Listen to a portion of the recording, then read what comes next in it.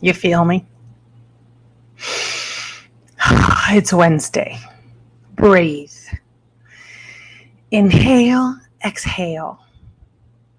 Inhala, exhala. La cosa bilingüe. Hi, everybody.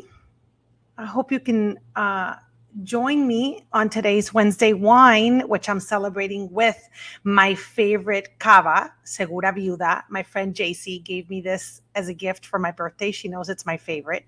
My favorite cava, which is like Prosecco, which is like champagne, but you can't call it champagne because this is from Spain. Champagne can only be from the Champagne region in France.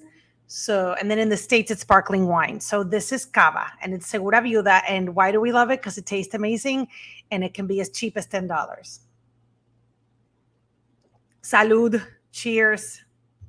Oh, yeah. I'm enjoying my bubbles. I should be done celebrating, but what the heck? Hello, everybody. Vero, Carolyn, Madeline, Mary. It's my favorite cava. Anita, Denise, James, team.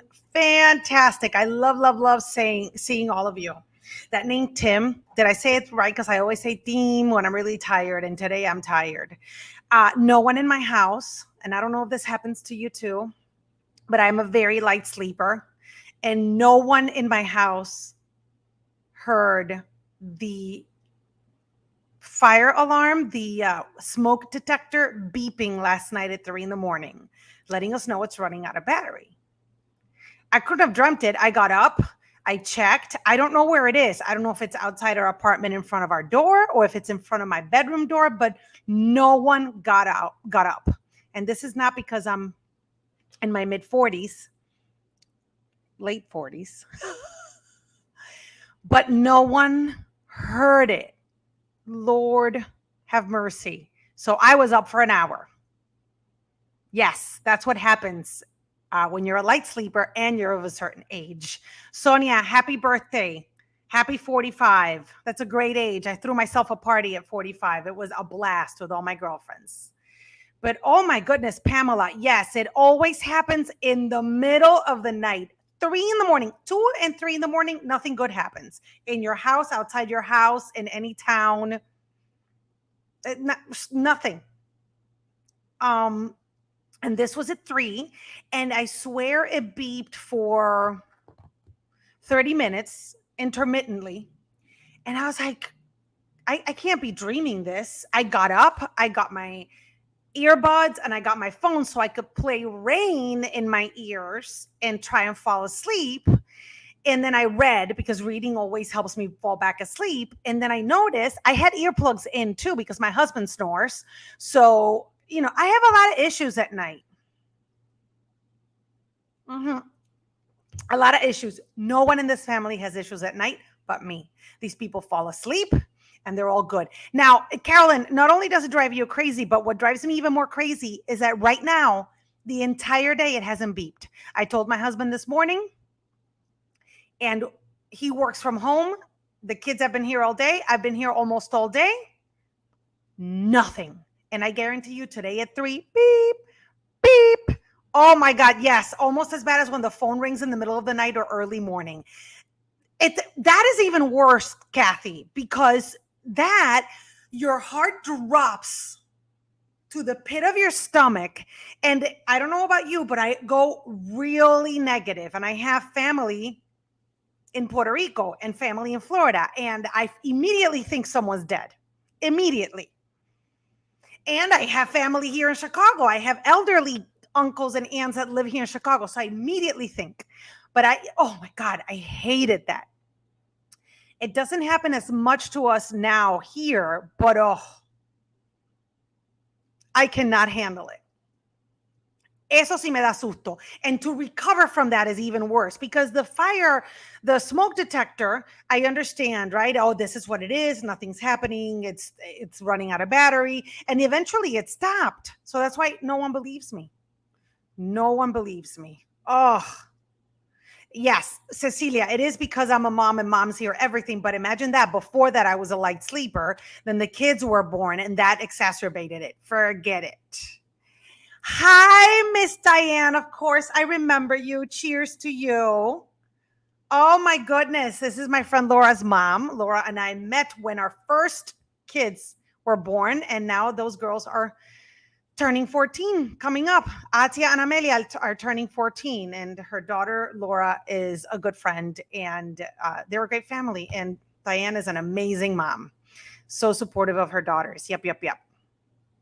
Ginger, I get major anxiety at night now too. Oh my God, yes, that's true. That's where the anxiety hits too. For me, is sunset. For as much as I like sunsets now, and I think it's because I've been through therapy and um if there's something going on in my life at sunset, I get really sad. Oof. And of course, when I get up at 2 in the morning, there are no good thoughts at 2 in the morning, are they, Ginger? No. So at 2 in the morning, I start thinking, I literally go, oh, Alex was coughing last night. I hope he's okay. And then I get up and check that he's breathing. Or I'm like, what if tomorrow this and this happens? I go really negative, really, really negative. So then I have to start reading or do something else to distract myself. But the night times can be torturous. Oh, thank you, Carolyn. I loved anchoring with Robin. That was fun. Lots of fun. So yeah, I honestly, it was a rough night last night. It was also, and I don't know how many of you have kids, grandkids that have gone back to school. Because I don't know if you could see those little legs back there, that knee right there, that face with glasses on. That's Alex, aka El Metiche. He's still here. Amelia's still here because school in Chicago public schools doesn't start until Monday. Hi, Corey. Oh, some of my favorite people are showing up. Hi. Corey is a great influencer you should follow. She is not originally from Chicago, but she started her career and her business here, and she's amazing. Great mom too. I can't believe you have 2 kids now. Oye, this is like a reunion. This is so funny. It's great to see you all. Let me tell you something. Last night we had a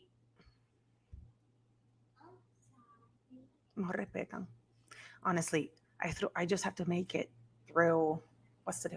Thursday, Friday, Saturday, 4 more days.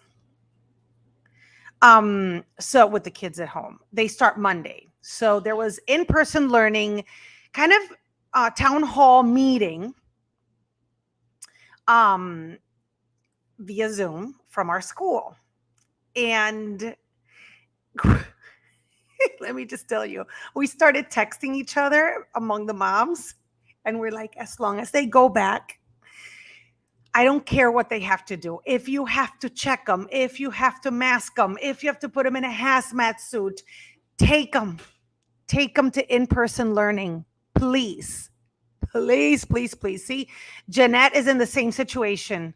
August 30th, I teach preschool for a Head Start program in Sycamore. Head Start is amazing. What a great program Head Start is. Fantastic. And you must be a saint because you're doing God's work. Good luck to you, Janet. I hope the kids are fantastic. Oh, absolutely.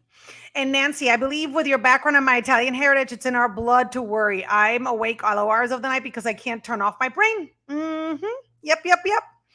So there you go. So yes, mine start on Monday.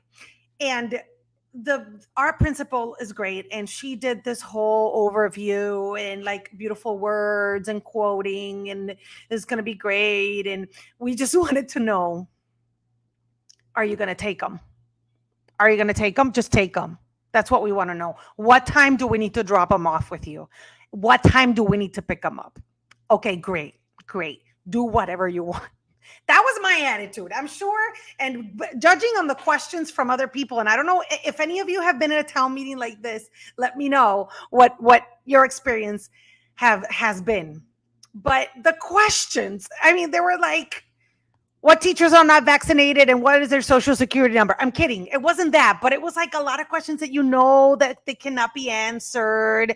Will the kids be able to talk during recess? Like, and honestly, a lot of us were like, once they're over there, they're all yours. And you have my permission, which is what, I don't know if it's because I come from a family of educators. My mom was a school principal and a teacher. I also married a guy whose dad was a math teacher in Chicago Public School. His aunt taught in the suburbs. His aunts taught in the city as well on his mom's side. So teachers are divine here, and we respect them and we believe what they say until proven otherwise. And so I come from that household where la maestra manda, whatever the teacher told you have to do, you have to do. And we were blessed with really good teachers. And even the not so good teachers were great. And so far, knock on wood, my kids have had great teachers at their school. But I'm like, listen, these professionals want to take our kids back and they want to do it safely. And all we're going to do is facilitate it. All we have to do is facilitate it.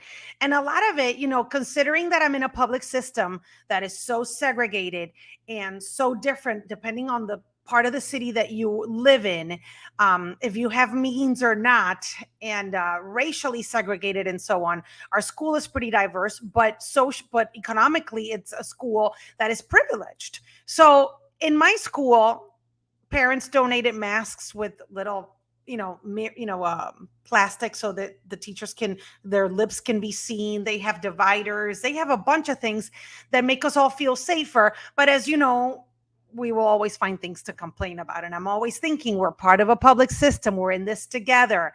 Let's take, a lot of our complaints are petty compared to the complaints of schools that were already bad from the get-go, who have faucets that are spewing brown water and so on. So let's count ourselves blessed and send these kids to school. Lord have mercy. Let me see what you guys have to say. My daughter is a second-year speech pathologist. She says the kids are adapting and happy to be with their friends and teachers. Yeah, it was awful.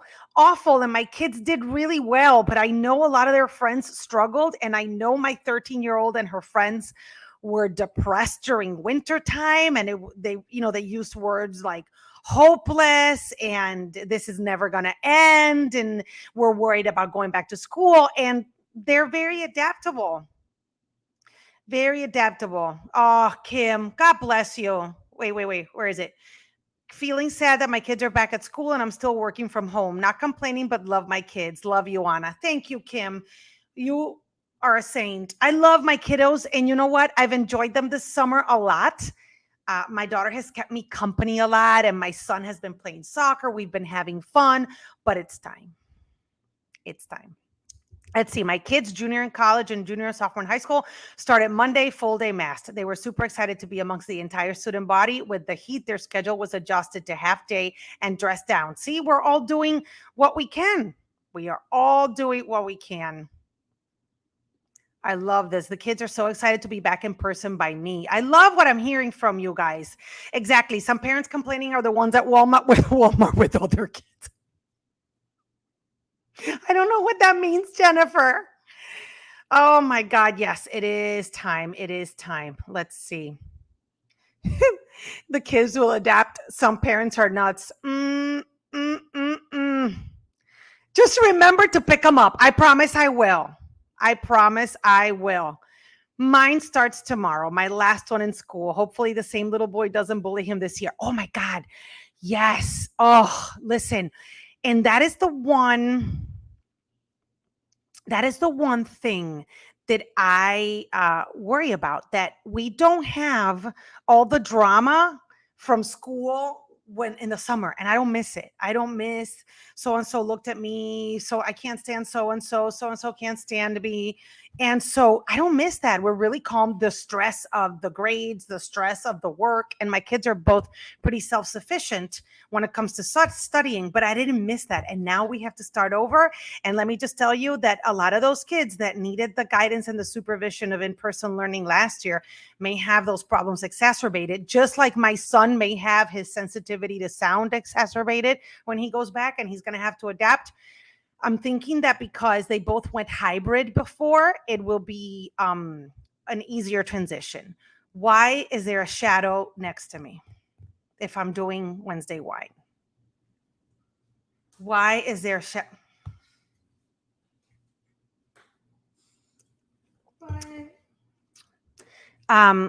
Kim, if you're missing your children, do you want mine for the weekend? I love my boo-boos. I love my boo-boos. My kids are loving it. I'm more busy now than before, but my son is in pre-K and the other's in second, and they need routines. We had a great summer, though. Yeah, it was a great summer. I think we all took advantage of the fact that we could go out and appreciated it and did more things outside. So I think it's a win-win. And if we all follow instructions and don't make it hard for the kids or for the teachers, hopefully we are not going to have to deal with what we dealt with last year, which we don't want to mention because we don't want to jinx it. I feel like it's Beetlejuice. And if we mention it 3 times, virtual learning will come back. And I don't want virtual learning. One thing that was interesting to me was that if the child is absent, there is no choice of online learning. Obviously, because the teachers that were doing the online learning are now teaching in person, so they are not going to be doing that simultaneous hybrid thing, which I'm fine with. But I remember my daughter was in 4th grade, and she had a bad stretch of her brother jumped on her wrist and gave her a hairline fracture, and then she's like, "You're going to tell the story?" I am going to tell the story. She was daydreaming in her room, and when she daydreams, she skips, and she twisted her ankle and had a bad sprain. That was confidential. So within 2 weeks, she needed a cast in her hand, her writing hand, and a cast on her foot. So she was on a wheelchair so we could take her to school. And we are at a CPS school that has no elevators because it's an old school. Honestly, it's very poorly equipped, and it's very sad. And the principal knows it. We've discussed this. It's very poorly equipped for people with physical challenges. I mean, staircases everywhere. And the saint of the secretary, because God bless the secretaries, the school secretary, she said, "You know what? Send her to my office and she can study here. Her teacher can send the information down." And for the love of me, I couldn't understand, the IT people try to maybe do a Zoom call or do what do you call that, FaceTime, and nothing worked. And I'm like, this cannot be the only kid this has happened to. You guys have recess, you have sports, you have a playground back there, and you're telling me this is the first kid. There were 2 kids that year, my daughter and another boy, who couldn't go up and down the stairs. So they sat with Miss Blanca, and I'm sure you all know Miss Blanca, right? You all know Miss Blanca, that made it happen for us. And her teacher was not helpful at all, would send her notes on a Post-it note. That was it. Never came to check in if she was doing fine. So it would have been better. So I assumed maybe they could keep this online thing going if something like that happens, God forbid, or a child who can't go to school, or if they catch COVID and they're asymptomatic, if they can sit and through a classroom, right? Sit like at the classroom, but that option is not there anymore. And it's unfortunate because virtual learning has its place. And I think it would be great if we would have learned something from this experience and kind of find a way to make that happen again, right? What do you guys think? I love this. My anxiety levels have gone down to like 20% from 100 since I went back to school. Salud por eso, Mardia. Mardia, I'm with you. And I have to say that my son was in camp all summer, and my daughter hung out with me and went to Puerto Rico. Like, they weren't a problem, but they're home and you worry about them. Yeah. Yeah. I'm laughing at her dancing across the room behind you, not her getting hurt. Don't worry, Nancy. We unfortunately I laugh when she gets hurt and she doesn't like it. It's a fail. It's a fail. Judy, my son enjoyed e-learning. He wishes they gave him the option to stay e-learning. I know it fits some personalities for sure. It's like homeschooling fits a lot of personalities too. So I'm sure he's going to miss it. Hopefully he has a wonderful year and adapts better to that situation, to going back to school, because you don't know what you're missing until it's gone, right? You don't know what you have until it's gone. Um, can you return? No, don't sit there. Go back to your room. Been quarantined again. You've been quarantined again. Yeah. Every Wednesday I do this. Every Wednesday. So, but otherwise, you don't need to have a kid to join, Judy. No way. You may be better off than us. Just grab a glass of something and join the conversation. I'm telling you, CPS teachers have been told to prepare for virtual learning for students who are quarantining. Oh, that's interesting, Betsy. That wasn't offered. That wasn't said during our meeting yesterday. Or maybe I missed it because honestly, I wasn't paying close attention when the Q&A started because I just was happy and satisfied that they're going to go to school. Así que no inventen. On Sunday, don't be making announcements. You know who I'm talking to. Do not be making announcements at midnight that there is no school because I'm going to leave them outside the door. Outside the door, I'm going to leave them. I know. I'm going to hear from people, why'd you have them if they annoy you? They don't annoy me. They're wonderful. But I feel like education is so important, and I'm not the one who can provide that. And these kids have had great experiences in the summer, pero ya está bueno. Vámonos. I'm telling you.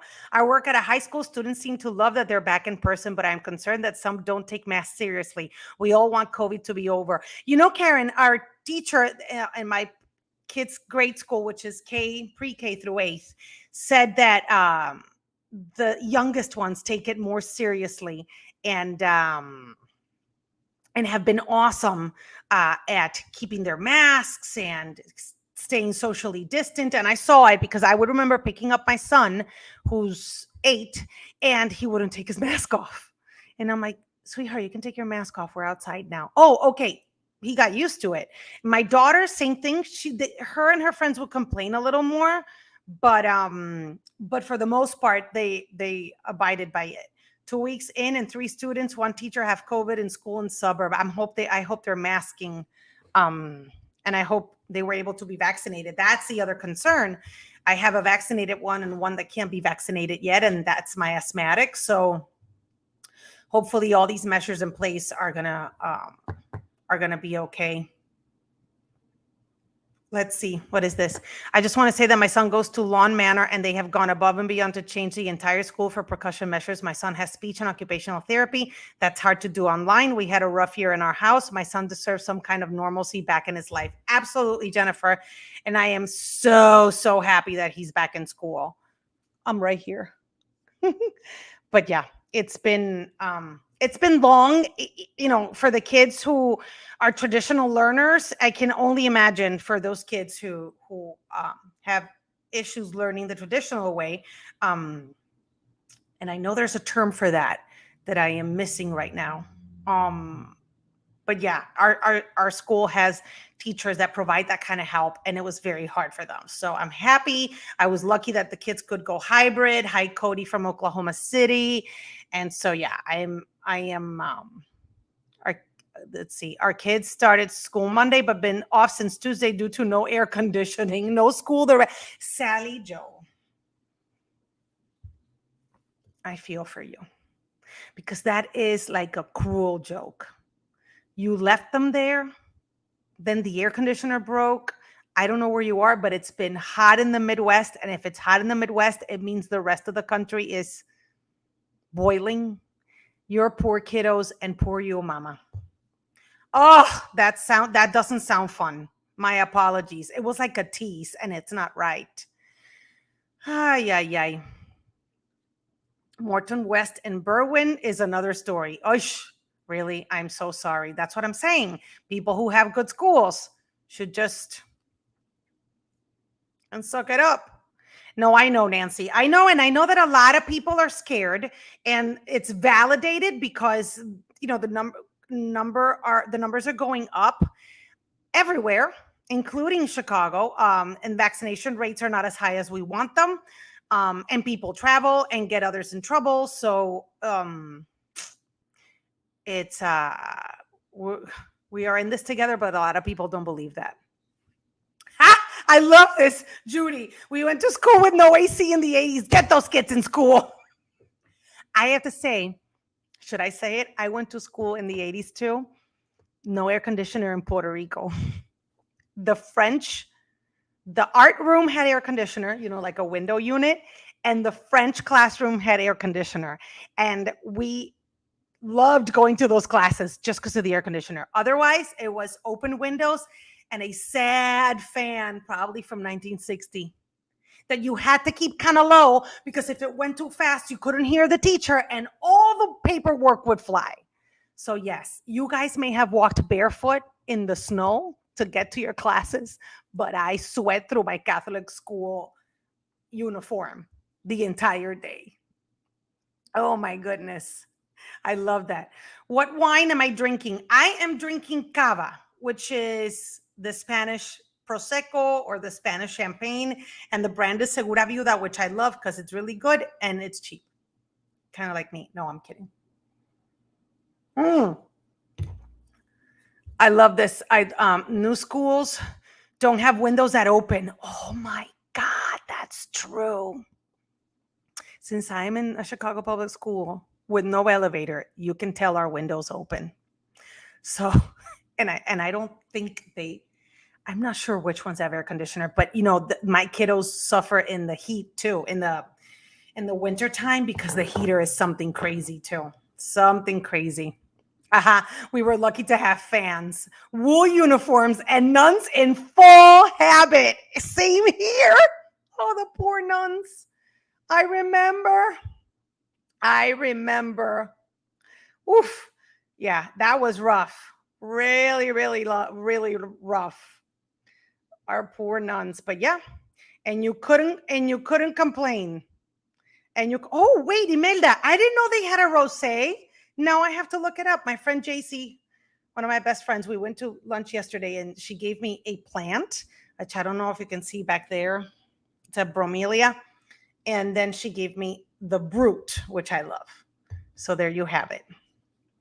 So yes, people, that is my Wednesday wine.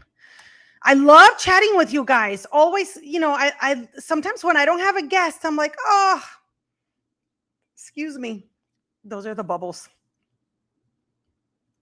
I'm going to write it right here for you guys, right here, so you can see the Segura's Viuda. Okay, that's the Prosecco. Segura Viuda. There you go. You have it in both. And someone had asked what streaming service I use. I use StreamYard, which is fantastic. It's worth every penny. It's not super expensive. I think I have the basic or one level up, and it allows me to do a lot of things. And el Wi-Fi or the Wi-Fi is working really well today. So yeah. So we see light at the end of the tunnel, my friends. God, knock on wood, do all your, light up veladora, do whatever you need. But if nothing else fails, we start Monday. And I wish absolutely everyone a wonderful, wonderful year and a safe year. And the messages are great. Hello from exciting Wisconsin. Not. You have Milwaukee. I like Milwaukee. I really do. Let's see. Tiz. So my fear is that I talk to my kid in Spanish at home. How can I not allow him to lose Spanish when he goes to school? I don't know how my parents did it with me. Don't you think your parents only spoke Spanish to you at home and that's what did it? I'm not going to preach because I have one who likes to speak Spanish and another one who doesn't. And my husband only speaks English. So it's very hard for me.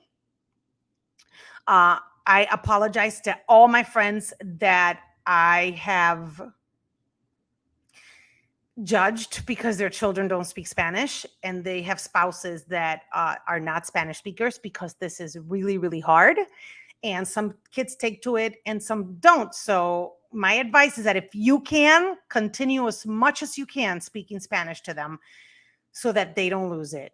But yeah, that I wanted to talk about that too. I hope your kids have a great school year.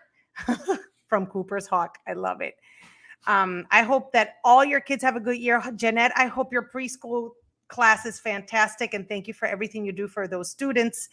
And let's all cooperate, vaccinate, and get through this together. All right. Have a wonderful day, everybody. Salud. Happy Wednesday wine and happy rest of the week.